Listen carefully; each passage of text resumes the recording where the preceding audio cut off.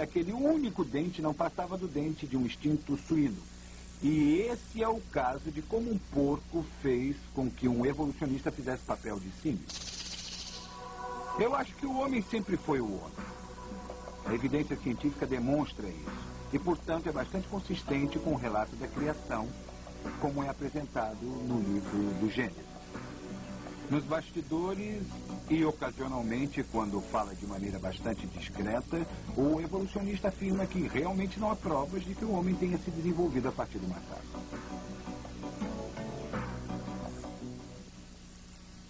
Os evolucionistas se deram conta de que não podem mais contar com registro de fósseis para lhes dar qualquer fundamentação.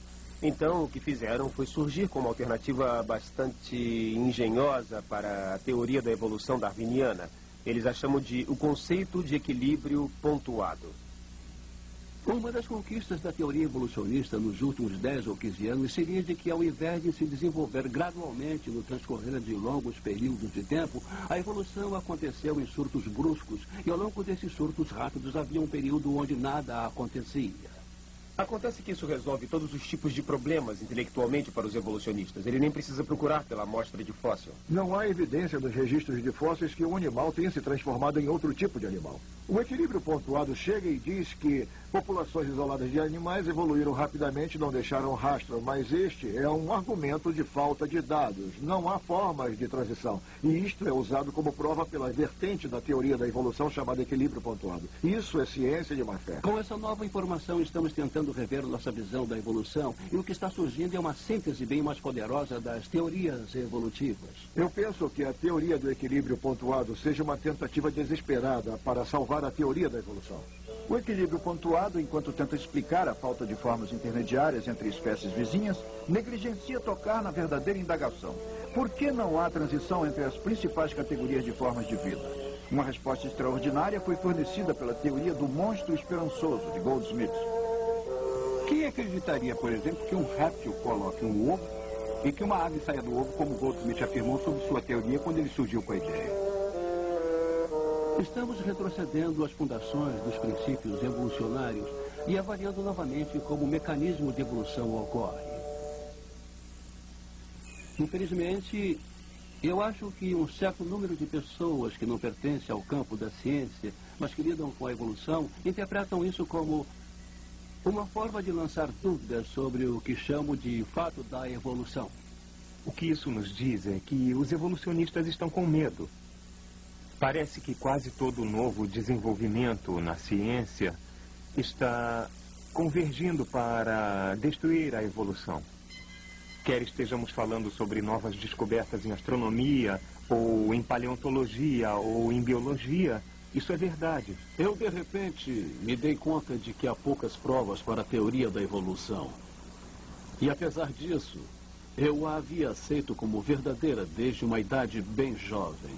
Eu acabei percebendo, finalmente, após estudar todo esse material e pensar muito a respeito, que a evidência científica para a criação é bem mais forte do que a evidência científica para a evolução. Na última década, a maior parte dos pilares básicos sobre os quais a evolução se apoiava desmoronaram, e a teoria está à beira do caos. Infelizmente, no momento, os evolucionistas estão alardeando mais do que faziam antes que a evolução seja um fato. Bem, é minha opinião pessoal que a evolução seja um fato consumado. A evolução, não tenho dúvida de que ela tenha acontecido. O registro geológico não pode ser explicado de nenhuma outra forma, a não ser através do processo evolutivo. Muitas vezes ouvirão a afirmação de que a evolução é um fato, mas um cientista deve saber que não pode fazer uma afirmação dessas. Se a evolução algum dia ocorreu, não foi observada, está fora do âmbito da ciência, inacessível ao cientista e ao método científico. Muitos evolucionistas surgem com teorias muito bizarras. Parece que eles reconhecem que a evolução não faz sentido em termos científicos. E parece que são forçados a surgir com essas ideias incrivelmente imaginativas. Por exemplo, alguns agora reconhecem que a geração espontânea da vida, da ausência da vida, é cientificamente impossível. E então o que fazem? A atribuem a um criador? Não. Eles alegam que a vida veio do espaço. Eles podem crer nisso, mas não podem chamar isso de ciência e nem ensinar isso nas escolas como sendo ciência. Evolução é simplesmente um método de fabricar histórias, no lugar de verdadeiros dados científicos. A ciência era a busca da verdade. Hoje em dia parece ter deteriorado em busca de uma história passível de ser acreditada. O cientista que conseguir inventar a história mais plausível e conseguir que ela seja publicada ou consiga que a mídia fale a respeito dela é o que se torna famoso. Eu posso dizer que, como cientista, eu não vejo nenhuma evidência de que a evolução tenha ocorrido ou que esteja ocorrendo hoje em dia. Um cientista com quem mantive contato disse que mesmo que a evolução não seja verdade, não poderá mais ser redirecionada, pois já foi longe demais. Milhões de livros-texto teriam de ser reimpressos. Os museus por todo o mundo teriam que descartar suas exposições. A sociedade jamais confiaria na ciência de novo. Em julho de 1925, o julgamento do século teve lugar em Dayton, Tennessee. Pela primeira vez na história educacional desse país, o conceito de criador foi desafiado. Esse foi o grande ponto de mudança. Até 1925, todas as aulas de ciências falavam sobre criação. Hoje em dia, tudo que se fala a respeito nas aulas de ciências é sobre evolucionismo. John Scopes, um professor de escola, foi considerado culpado por violar a lei do Tennessee que proibia o ensino da evolução humana. Menos de 10 anos mais tarde, em 1933, o Manifesto Humanista foi assinado por um pequeno, mas poderoso grupo de pessoas que se apresentava como uma religião não lucrativa. A religião deles era o humanismo e ela foi impulsionada através do sistema educacional por seu fiel seguidor John Dewey, um socialista e o primeiro presidente da Associação Humanista Americana. Hoje em dia, as escolas públicas oferecem seminários sobre a religião humanista de Dewey e sua doutrina do desenvolvimento evolucionista dominou o sistema educacional. Hoje em dia, nós temos religião sendo ensinada em nossas escolas públicas. Os princípios fundamentais do humanismo, por exemplo, conforme apresentado no Manifesto Humanista. Princípio número 1. Os religiosos humanistas consideram o universo como existente em si. Ele não foi criado. Princípio número 2.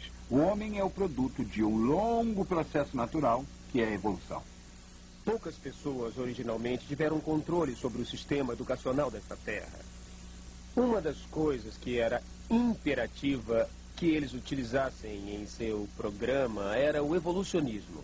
A maioria das pessoas não acredita que a evolução tenha acontecido. O fato de que a maioria dos cientistas acredite, ou que praticamente todos os cientistas acreditem, não é algo isolado. Porque, na verdade, nós gostaríamos que as ideias fossem passadas para nossos alunos. Acontece que todo cristão na América ainda não se deu conta de que o imposto que ele paga o salário dos professores, paga os livros-texto e ainda assim a maioria dos pais não dizem uma palavra sobre qualquer coisa que acontece naquela sala de aula que os incomode.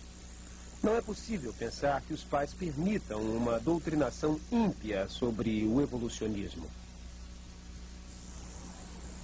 Milhares de crianças são levadas a nossos museus diariamente de ônibus, em passeios patrocinados pela escola, onde recebem cursos sobre o evolucionismo.